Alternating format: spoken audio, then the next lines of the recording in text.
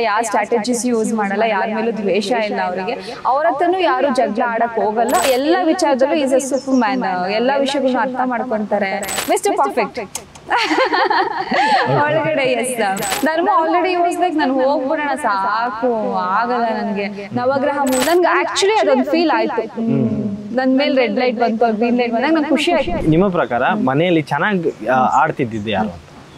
ತ್ರಿವಿಕ್ರಮ್. ಅವ್ರ ಬಗ್ಗೆ ಹೇಳೋದಾದ್ರೆ, ತ್ರಿವಿಕ್ರಮ್ ಮೆಂಟಲಿ ಫಿಸಿಕಲಿ ತುಂಬಾ ಸ್ಟ್ರಾಂಗ್ ಇದ್ದಾರೆ. ಬಟ್ ಕೆಲವೊಂದ್ ಕಡೆ ತುಂಬಾ ಕಾಮ್. ಮಾತಾಡೋ ಕಡೆ ಅವ್ರು ಮಾತಾಡ್ಬೇಕು. ಅದು ನಾನು ನಾಮಿನೇಟ್ ಕೂಡ ಮಾಡಿರ್ತೀನಿ, ಮಾತಾಡಲ್ಲ ಮಾತಾಡೋ ಅಂತ ಕಡೆ ಅಂತ. ಅದು ಬಿಟ್ಟರೆ ಎಲ್ಲ ವಿಚಾರದಲ್ಲೂ ಈಸ್ ಅ ಸೂಪರ್ ಮ್ಯಾನ್. ಎಲ್ಲ ವಿಷಯಗಳನ್ನ ಅರ್ಥ ಮಾಡ್ಕೊತಾರೆ. ಎಲ್ಲ ಅಗ್ರೆಷನ್ ತೋರಿಸ್ಬೇಕಲ್ಲಿ ತೋರಿಸ್ತಾರೆ, ಇಲ್ಲಿ ಕಾಮ್ ಆಗಿರ್ಬೇಕಲ್ಲಿ ಕಾಮ್ ಆಗಿರ್ತಾರೆ. ಆಟನ ಸಖತ್ತಾಗಿ ಆಡ್ತಾರೆ. ಗೌತಮಿ ಅವರು ಪಾಸಿಟಿವ್ ಅನ್ಕೊಂಡು, ಬಟ್ ಆಚೆಗಡೆ ನನಗೂ ಅದು ಒಳಗಡೆ ಅಷ್ಟು ಗೊತ್ತಾಗಿರ್ಲಿಲ್ಲ. ಆಚೆಗಡೆ ಎಲ್ಲರೂ ಅದನ್ನ ಫೇಕ್ ಅಂತ ಇದ್ದಾರೆ. ಪಾಪ ಅದು ಅವ್ರಿಗೆ ಅರ್ಥ ಆಗ್ತಿಲ್ಲ. ಒಳಗಡೆ ಇರೋದಕ್ಕೆ ಅವ್ರು ಇನ್ನೋಸೆಂಟ್ ಆಗಿ ಅವ್ರು ಆಡ್ತಾ ಇದ್ದಾರೆ. ಅದು ಒಂಚೂರು ಅದನ್ನ ಕಡಿಮೆ ಮಾಡ್ಕೊಂಡು ಅವ್ರು ನಾರ್ಮಲ್ ಆಗಿ ಶಿ ಸ್ಟ್ರಾಂಗ್ ಆಕ್ಚುಲಿ ಆಡ್ಬೋದು.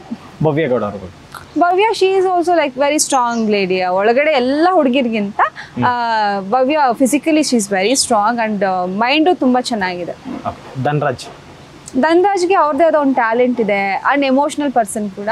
ಆ ಟ್ಯಾಲೆಂಟ್ ಅವ್ರು ಸರಿಯಾಗಿ ಉಪಯೋಗಿಸ್ಕೋಬಹುದು. ಅಂಡ್ ಯಾವಾಗ್ಲೂ ನಾನು ಇದ್ದಾಗ ನನ್ನನ್ನೇ ನಾಮಿನೇಟ್ ಮಾಡ್ತಿದ್ರಪ್ಪ. ಆಚೆ ಬಂದ್ಮೇಲೆ ಕೇಳ್ಬೇಕು ಯಾಕೆ. ಧರ್ಮ ಒಂದು ಮಿಸ್ಟರ್ ಪರ್ಫೆಕ್ಟ್ ಒಳಗಡೆ. ಎಸ್, ಅವರು ಒಳ್ಳೆ ವ್ಯಕ್ತಿತ್ವ. ಅದು ಆಚೆಗಡೆ ಏನಿದೆ ಅದೇ ಒಂದು ವ್ಯಕ್ತಿತ್ವನ ಒಳಗಡೆನೂ ಕ್ಯಾರಿ ಮಾಡಿರೋ. ನೀವು ಹೊರಗಡೆ ಬರ್ಬೇಕಾರೆ ತುಂಬಾ ಅಳ್ತಿದ್ರು ಧರ್ಮ. ತುಂಬಾ ಅಳ್ತಿದ್ರು ಅಂದ್ರೆ ಅದು ಏನ್ ಲವ್ ಸ್ಟೋರಿಗೆ ಆ ಕಂಟೆಂಟ್ಗೆ ಏನೋ ಗೊತ್ತಿಲ್ಲ ನನಗೆ. ತುಂಬಾನೇ ಹತ್ಬಿಟ್ರು ಧರ್ಮ ಅವರು ಹೊರಗಡೆ ನೀವು ಬರ್ತಿದ್ದಂಗೆ. ಅದಕ್ಕೇನು ಹೇಳ್ತೀರಲ್ಲ? ಆಕ್ಚುಲಿ ನಾನು ಧರ್ಮ ಯೂಶಲಿ ಒಳಗಡೆ ಡಿಸ್ಕಸ್ ಮಾಡ್ತಿದ್ದ ಪ್ರಕಾರ ಅವ್ರಿಗೂ ಆಗ್ತಾ ಇರ್ಲಿಲ್ಲ. ಕೆಲವೊಂದು ಫೇಕ್ನೆಸ್ ಡ್ರಾಮಾಗಳನ್ನೆಲ್ಲ ನೋಡಕ್ಕೆ ಅದನ್ನ ಫೇಸ್ ಮಾಡಕ್ ಆಗ್ತಿರ್ಲಿಲ್ಲ. ಆ ನಾಲಾಯಕ್ ಅಂತ ಏನ್ ಬರುತ್ತೆ ಅದನ್ನು ಅವ್ರಿಗೆ ಫೇಸ್ ಮಾಡೋದು ಸ್ವಲ್ಪ ಕಷ್ಟ ಆಯ್ತು. ಅಂಡ್ ನನಗೂ ಕೆಲವೊಮ್ಮೆ ಏನ್ ಅನಿಸ್ತಾ ಇತ್ತು ಗೊತ್ತಾ, ಹೋಗ್ಬಿಟ್ಟು ಈಗ ಎಲ್ಲ ಚೆನ್ನಾಗೇ ಇದಾರೆ ಆದ್ರೂ ಯಾರು ಚೆನ್ನಾಗಿಲ್ಲ, ಎಲ್ಲ ಚೆನ್ನಾಗಿ ಮಾತಾಡಿಸ್ತಾರೆ ಆದ್ರೂ ಯಾರ ಜೊತೆನೂ ಹೊಂದಾಣಿಕೆ ಇಲ್ಲ, ಹಿಂಗ ಅನಿಸ್ತಾ ಇತ್ತು ಒಳಗಡೆ. ನನಗೂ ಕಷ್ಟ ಅನಿಸ್ತಾ ಇತ್ತು. ಧರ್ಮ ಆಲ್ರೆಡಿ ವಾಸ್ ಲೈಕ್ ನಾನು ಹೋಗ್ಬಿಡೋಣ ಸಾಕು, ಆಗಲ್ಲ ನನಗೆ ನವಗ್ರಹ ಮೂವಿ ರಿಲೀಸ್ ಆಗಿದೆ, ನಾನು ಪ್ರಮೋಷನ್ಗೆ ಹೋಗ್ಬಿಡ್ತೀನಿ, ಈ ತರ ಎಲ್ಲ ನನ್ನ ಹತ್ರ ಶೇರ್ ಮಾಡ್ಕೋತಾ ಇದ್ರು. ಅಂಡ್ ಅವ್ರಿಗೂ ಒಂದು ಸ್ವಲ್ಪ ಕಂಫರ್ಟಬಲ್ ಇದ್ದಿದ್ ವ್ಯಕ್ತಿ ನಾನು ಒಬ್ಳೆ ಅನ್ಕೊಂತೀನಿ. ಕೆಲವೊಂದು ಶೇರ್ ಮಾಡ್ಕೊಳಕ್ಕೆ, ಮಾತಾಡೋದಕ್ಕೆ. ಅಂದ್ರೆ ಎಲ್ರೂ ಮಾತಾಡ್ಸ್ಬೋದು. ಅದಕ್ಕಿಂತ ಎಕ್ಸ್ಟ್ರಾ ಒಂದು ಸ್ಪೆಷಲ್ ಫೀಲಿಂಗ್ ಅನ್ನೋದಕ್ಕಿಂತ ಕಂಫರ್ಟ್ ಝೋನ್ ಅದಿದ್ದು ಅವ್ರಿಗೆ ನನ್ನ ಜೊತೆಗೆ. ನನ್ನ ಸಡನ್ ಅದು ನಮ್ಮಿಬ್ರು ಒಟ್ಟಿಗೆ ಕಳಿಸ್ತಾರೆ, ಒಟ್ಟಿಗೆ ನಿಲ್ಲಿಸ್ತಾರೆ. ಅದ್ರಲ್ಲಿ ನಾನು ಹೋಗ್ತೀನಿ ಅವ್ರು ಉಳ್ಕೊಂತಾರೆ ಅಂದಾಗ ಅಫ್ಕೋರ್ಸ್ ಬೇಜಾರ. ಇನ್ಫ್ಯಾಕ್ಟ್ ನಾನು ಇದ್ದಿರೋ ಜಾಗದಲ್ಲಿ ನನಗೂ ಅಷ್ಟೇ ಅಳು ಬಂದಿರೋದು. ನನ್ಗೆ ಆಕ್ಚುಲಿ ಅದೊಂದು ಫೀಲ್ ಆಯ್ತು. ನನ್ನ ಮೇಲೆ ರೆಡ್ ಲೈಟ್ ಬಂತು, ಗ್ರೀನ್ ಲೈಟ್ ಬಂದಾಗ ನಂಗೆ ಖುಷಿ ಆಯ್ತು.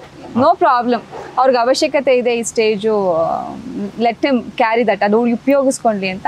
ನನಗೂ ಅಳು ಬಂತು. ಬಟ್ ಅಳೋದು ನಾನು ಯಾವುದೇ ರೀತಿಯಲ್ಲಿ ಅದನ್ನ ಎಕ್ಸ್ಪ್ರೆಸ್ ಮಾಡೋದು ಮಾಡಲಿಲ್ಲ. ಬಂತು ಅಳು, ಇಲ್ಲ ಅಂತಲ್ಲ, ಮತ್ತೆ ಮನೆ ನೋಡೋಕ್ಕಾಗಲ್ಲ ಅಂತ. ಬಟ್ ಕಾನ್ಫಿಡೆಂಟ್ ಆಗಿ ಪರವಾಗಿಲ್ಲ, ಆಚೆ ಹೋದ್ಮೇಲೆ ಇನ್ನೊಂದು ಲೈಫ್ ಇರುತ್ತೆ ಅಂತ ಅನ್ಕೊಂಡು ಪ್ಲೇ ಸ್ಟ್ರಾಂಗ್, ಚೆನ್ನಾಗಿ ಆಟಾಡಿ ಗೆದ್ಬಿಟ್ಟು ಬನ್ನಿ ಅಂತ ಅವ್ರಿಗೊಂದು ವಿಶ್ ಮಾಡಿ ನಾನು ಸೀದಾ ಆಚೆ ಬರ್ತೀನಿ. ನಂಗೆ ಅಳು ಬಂದಿದ್ದು ಯಾವಾಗ ಅಂದ್ರೆ ಆ ಮನೆಗೆ ಮತ್ತೆ ಹೋಗೋಕ್ಕಾಗಲ್ವಲ್ಲ, ಮುಗ್ದೋಯ್ತಲ್ಲ ನನ್ನ ಜರ್ನಿ ಅಂತ ಬೇಜಾರು. ಶಿಶಿರ್ ಇಸ್ ಲೈಕ್ ಎಲ್ಲರ ಜೊತೆನೂ ಒಳ್ಳೆಯವರಾಗಿದ್ದಾರೆ. ಯಾರ ಹತ್ರನೂ ಅವ್ರೇನು ಅಂತ ದ್ವೇಷ ಏನು ಬಿಲ್ಡ್ ಮಾಡ್ಕೊಂಡಿಲ್ಲ ಮನೇಲಿ. ಐಶ್ವರ್ಯ ಲೈಕ್ ನಂಗೆ ಅವಳ ಮೇಲೆ ಯಾವುದೇ ರೀತಿ ಕೋಪ ಬರಲ್ಲ. ಪ್ರತಿ ಸಲ ನನ್ನೇ ಬಂದು ಫೇಕು ಡಿಪ್ಲೊಮೆಟಿಕ್ ಅನ್ನೋರು. ಬಟ್ ಇವಾಗಲೂ ಏನು ಕೋಪ ಇಲ್ಲ. ಐ ಡೋಂಟ್ ನೋ, ಅವ್ರವ್ರ ಆಟ ಆಡ್ತಾ ಇದ್ದಾರೆ. ವೈಲ್ಡ್ ಕಾರ್ಡ್ ಎಂಟ್ರಿ ಹನುಮಂತ ಅವ್ರ ಬಗ್ಗೆ. ಹನುಮಂತು ಆಕ್ಚುಲಿ ಎಲ್ಲರಿಗಿಂತ ಮನೇಲಿ ನಿಯತ್ತಾಗಿ ಆಟ ಆಡ್ತಿದ್ದಾರೆ. ಯಾವ ಸ್ಟ್ರಾಟಜಿಸ್ ಯೂಸ್ ಮಾಡಲ್ಲ, ಯಾರ ಮೇಲೂ ದ್ವೇಷ ಇಲ್ಲ ಅವರಿಗೆ. ಅವ್ರ ಹತ್ರನೂ ಯಾರು ಜಗಳ ಆಡಕ್ ಹೋಗಲ್ಲ, ಅವರು ಯಾರ ಮೇಲೂ ಜಗಳ ಆಡಲ್ಲ.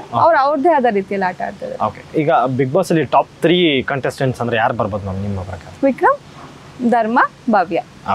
ಟಾಪ್ 1, ಟಾಪ್ 2 ತಗೊಳ್ಳೋಣ ಫಸ್ಟ್, ಆಮೇಲೆ ಟಾಪ್. ಅವರಿಬ್ರೆ. ಟಾಪ್ 1 ಅಂದ್ರೆ ಯಾರು ಬರ್ಬೋದು? C as per my knowledge Vikram ಅವ್ರು ತುಂಬ ಚೆನ್ನಾಗಿ ಆಡ್ತಾ ಇದ್ದಾರೆ ಸ್ಟ್ರಾಂಗ್ ಆಗಿ. ಮೇ ಬಿ ಅವ್ರು ಬರ್ಬೋದು. ಬಟ್ ನನಗೆ ಆ 4 ಜನ ತುಂಬ ಇಷ್ಟ. ವಿಕ್ಕಿ, ಭವ್ಯ, ಧರ್ಮ, ಚೈತ್ರ. ಇವರಲ್ಲಿ ಯಾರು ಗೆದ್ರು ನಂಗೇನು ಬೇಜಾರಿಲ್ಲ. ಬೇರೆಯವ್ರಿಗೂ ಕೇಪಬಿಲಿಟೀಸ್ ಇದೆ, ಇವ್ರು 4 ಜನನೇ ಅಂತಲ್ಲ. ಆಕ್ಚುಲಿ ಇನ್ನೂ ತುಂಬಾ ಚೆನ್ನಾಗಿ ಆಡೋರು ಇದ್ದಾರೆ ಒಳಗಡೆ. ಬಟ್ ನಾನು ಅವ್ರ ಜೊತೆ ಕನೆಕ್ಟ್ ಆಗಿದ್ದೆ ಅಂತ ಅವ್ರ ಹೆಸರು ಹೇಳ್ತಾ ಇದ್ದೀನಿ. ಗೆದ್ರೆ ಖುಷಿ ಆಗುತ್ತೆ. ಬಿಗ್ ಬಾಸ್ ಇಂದ ನೀವು ಕಲ್ತಿದ್ದೇನು? ಲೈಫಲ್ಲಿ ಎಲ್ಲ ಚಾಲೆಂಜಸ್ಗಳನ್ನ ಫೇಸ್ ಮಾಡ್ಬೋದು. ಯಾರೇನೇ ಬ್ಲೇಮಿಂಗ್ ಮಾಡಿದ್ರು, ಎಷ್ಟೇ ನೆಗೆಟಿವಿಟಿ ಕೊಟ್ಟರು ಅದನ್ನು ನಾವು ಪ್ರಾಕ್ಟಿಕಲ್ ಆಗಿ ಯೋಚನೆ ಮಾಡುವಂಥ ಕೆಪಾಸಿಟಿ ಬಂದಿದೆ. ಏನೋ ನನ್ನ ಕೈಯಲ್ಲಿ ಆಗಲ್ಲ, ಅಲ್ಲಿ ಹೋಗಿ ಬಂದಮೇಲೆ ಅಂತೂ ಹೊರಗಡೆ ತುಂಬ ಈಸಿ ಜೀವನ. ಒಳಗಡೆ ಕಷ್ಟ, ಇಲ್ಲಿ ಈಸಿ ಜೀವನ. ಸೊ ನನ್ನ ಕೈಲಿ ಇದಾಗಲ್ಲ ಅಂತ ಏನೂ ಇಲ್ಲ, ಪ್ರತಿಯೊಂದು ಮಾಡಬಲ್ಲೆ ಅನ್ನೋ ಒಂದು ಕೆಪಾಸಿಟಿ ಬಿಗ್ ಬಾಸ್ ಮನೆ ಕಲ್ಸ್ಕೊಟ್ಟಿದೆ. ಓಕೆ, ಈಗ ಬಿಗ್ ಬಾಸ್ ರಿಯಾಲಿಟಿ ಶೋ ಅನ್ನೋದು ಒಂದು ಏನಪ್ಪ ಆಗ್ಬಿಟ್ಟಿದೆ ಅಂದರೆ, ಈಗ ಟ್ರೋಲ್ ಆಗಿರೋರು ಹೋಗ್ತಾರೆ, ಫೇಮಸ್ ಆಗಿರೋರು ಹೋಗ್ತಾರೆ. ನಿಮ್ಮ ಪ್ರಕಾರ ಬಿಗ್ ಬಾಸ್ ರಿಯಾಲಿಟಿ ಅಂದರೆ ಏನು? ವ್ಯಕ್ತಿತ್ವಗಳ ಆಟ. ಓಕೆ, ಒಂದು ಎಂಟರ್ಟೈನ್ಮೆಂಟ್ ಚಾನಲ್ ಅಲ್ಲಿ ಬರೋದ್ರಿಂದ ನಮ್ಮ ವ್ಯಕ್ತಿತ್ವ ಜನಕ್ಕೆ ಎಷ್ಟು ಇಷ್ಟ ಆಗುತ್ತೆ, ನಾವು ಏನು ಎಂಟರ್ಟೈನ್ ಬಲ್ವು ಜನಕ್ಕೆ, ಏನು ಕಂಟೆಂಟ್ ಕೊಡ್ತೀವಿ. ಆ್ಯಂಡ್ ಇದು ವ್ಯಕ್ತಿತ್ವಗಳ ಆಟ ಆಗಿರೋದ್ರಿಂದ 14-15 ಪರ್ಸ್ನಾಲಿಟೀಸ್ಗಳನ್ನ ಒಟ್ಟಿಗೆ ಹಾಕಿ ಅವರೊಂದು ಸಿಚುಯೇಷನ್ನ ಕ್ರಿಯೇಟ್ ಮಾಡ್ತಾರೆ. ಆ ಸಿಚುಯೇಷನ್ನ ನಾವು ಹೆಂಗೆ ಹ್ಯಾಂಡಲ್ ಮಾಡ್ಬೋದು ಅನ್ನೋದು ನಮ್ಮ ಕೈಲಿರುತ್ತೆ. ಅದು ಪಾಸಿಟಿವ್ ಆಗಾದ್ರೂ ಮಾಡ್ಬೋದು, ನೆಗೆಟಿವ್ ಆಗಾದ್ರೂ ಮಾಡ್ಬೋದು. ಅದನ್ನ ಹೆಂಗೆ ಹ್ಯಾಂಡಲ್ ಮಾಡಿ ನಾವು ಅದ್ರಲ್ಲಿ ಗೆಲ್ತೀವಿ ಅನ್ನೋದೇ important. It's completely personalities game.